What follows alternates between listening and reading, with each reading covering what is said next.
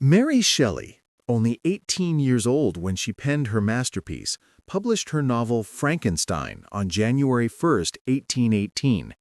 Today, this novel has been brought back to the silver screen by the award-winning director Guillermo del Toro. The production, which made significant waves on the platform where it was released, was highly impressive due to its success in the techniques used and the exceptional performances of its cast. Everything featured in the film carries a meaning and a trace. The director wants the audience to follow these traces and grasp the connection. This makes the film incredibly compelling. So, what are these paintings, and what do they tell us? Let's take a closer look. The Creation of Adam. This significant work, painted by Michelangelo, is a visual explanation of the moment God gives life to Adam. God reaches out to Adam, bestowing upon him a divine life energy. We see Michelangelo depicting a moment where the power of man and Creator unites through both a physical and spiritual connection. Adam is quite passive and expectant, reliant on the life that God will provide. He will come to life with God's touch. However, he cannot reach God. He is aware of God's presence, but an existential distance exists between them, representing the infinite gap between humanity and the Creator. In the film, this painting is referenced in the first moment Elizabeth and the Frankenstein creature meet. Elizabeth reaches out to the creature with her fingertip, and the creature responds in the same way. In this scene, the creature represents Adam, while Elizabeth represents God. She gives him love, divine energy, and, in essence, his humanity. Unlike the painting, Elizabeth actually touches the creature in the film. However, the parallel is that, just like Adam, the creature, despite his desire, can never truly reach Elizabeth throughout the film. Looking at the main theme of the film, the director's central focus was on the creature's emotions and humanity. This scene provides evidence of that transition. Hamlet and Yorick's skull. This painting depicts a scene from Shakespeare's Hamlet. Hamlet holds the skull of Yorick, the court jester he knew, and contemplates life and death. The skull here represents death, and Hamlet realizes the absolute existence of death and the ephemeral nature of life. Sorrow and melancholy are visible on Hamlet's face. The background is dark, reflecting the mystery of death, death as an unknown. The painting generally suggests the existence of death and the transient nature of life. In the film, this image is mirrored when the Frankenstein creature, having escaped the tower fire, is in the forest, gazing at a skull that may belong to one of the body parts used to create him. The director uses this scene to show us the uncertainty and inevitability of death. However, in this scene, the creature confronts this reality and, in a way, defies it with his very existence. Medusa. This Medusa painting by Caravaggio is a work that brings together beauty, horror, and death. Medusa was the only mortal of the Gorgon's sisters. Her beauty captivated everyone.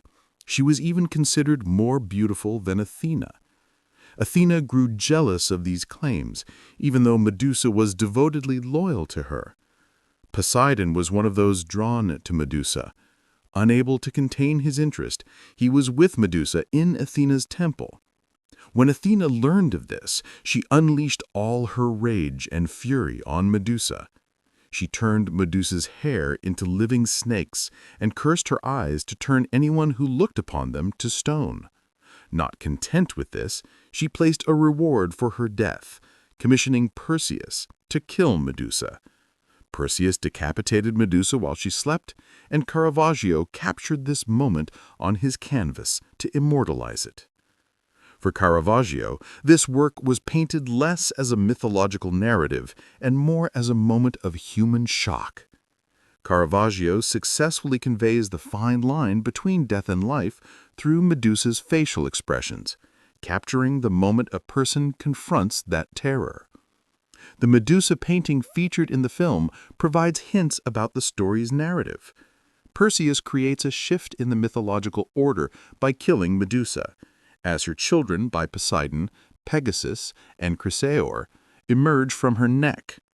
Victor Frankenstein, by creating the Frankenstein creature, challenges the lifespan we call life and turns immortality into a tragic tale. There is a contrast created with the painting, in my opinion. Both Medusa and the Frankenstein creature force a contemplation of death and life. The Incredulity of Saint Thomas. This work by Caravaggio is based on the Gospel. When Jesus is resurrected and returns, one of his apostles, Thomas, does not believe it and asks to touch his wounds. Caravaggio paints this exact moment. The painting's theme is faith and the demand for proof. It represents the human curiosity and the resulting faith. In the film, Elizabeth, like Thomas, succumbs to curiosity and tries to understand what the creature is by touching him. Before touching the wound, Thomas experiences feelings like surprise, fear, and curiosity. However, after touching the wound, his faith is strengthened.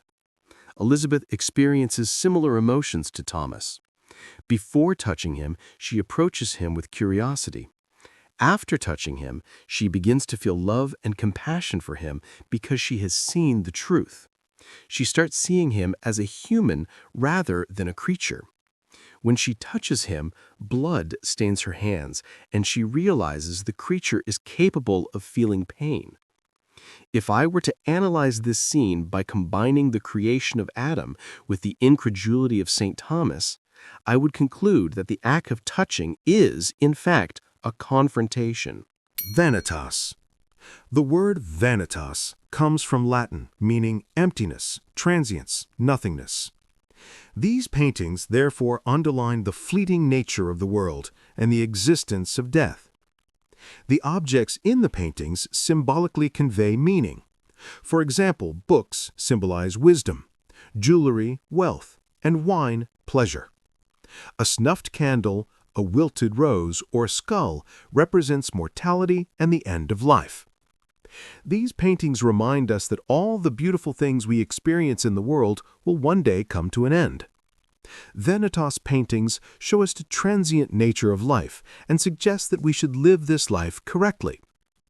In this scene in the film, it is possible to say that the director creates a new contrast while adhering to the story. While the painting emphasizes the inevitability of death, we see Frankenstein wanting to overcome it and even succeeding. While the skull generally symbolizes death, in the film, it comes to represent the ruthlessness of immortality. The Young Martyr.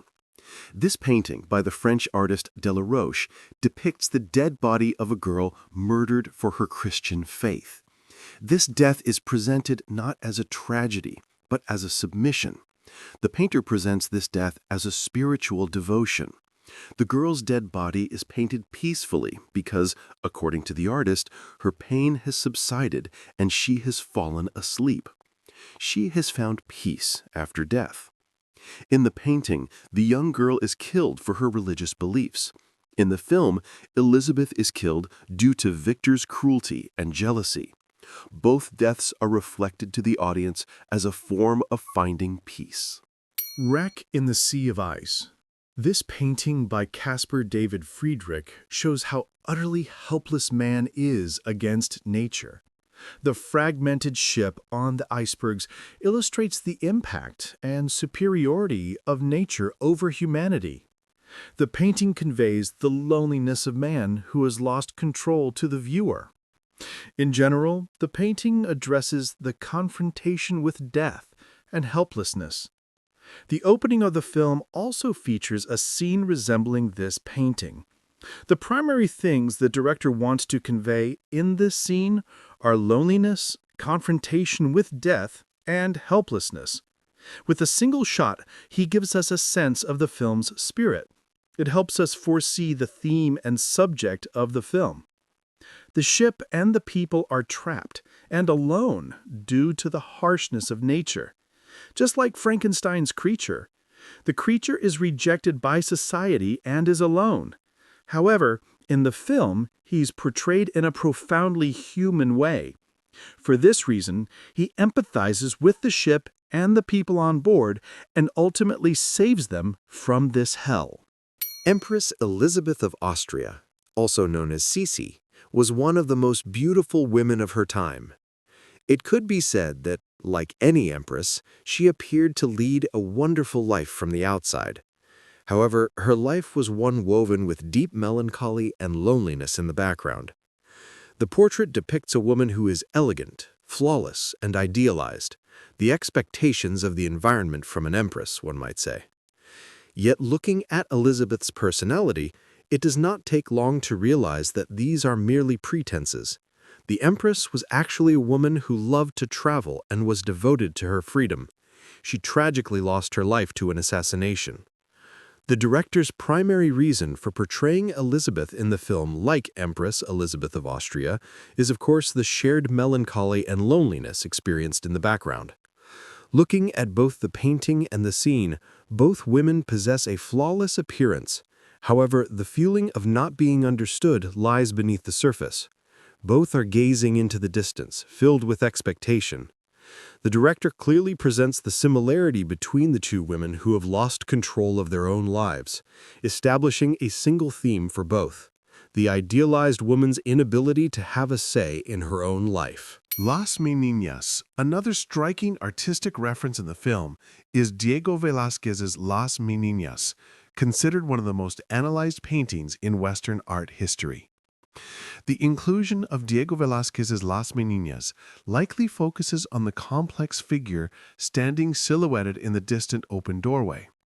This figure, often identified as Don José Nieto, the Queen's Chamberlain, is critical because he represents a threshold and a gaze. These artistic parallels remind us that Guillermo del Toro's Frankenstein is not just a monster movie, but a profound dialogue with history, art, and the timeless struggle between creation, humanity, and our eventual fate.